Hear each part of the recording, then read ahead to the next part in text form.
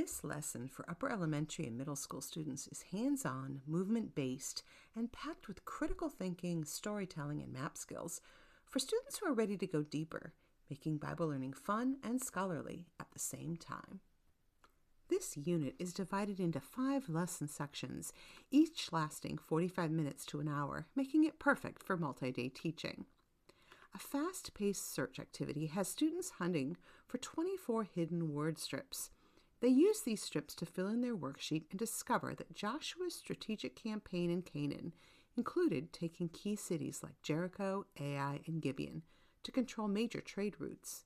With worn clothing, old shoes, cracked bottles, and stale bread, students reenact how Israel was tricked by the Gibeonites, leading to this powerful truth: don't rely on appearances, seek God's wisdom. By plotting 10 of the 31 conquered cities on a grid map, using scripture-based clues, students strengthen their Bible map skills. After a review of the difference between the 12 sons of Jacob and the 12 tribes of Israel, students play a competitive map and dice game which challenges small groups of students to match tribes to key landmarks in a race against time and each other.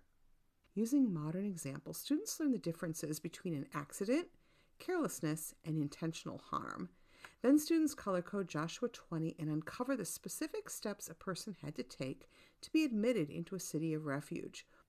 The lesson ends with this powerful question: where do we find Jesus in this story?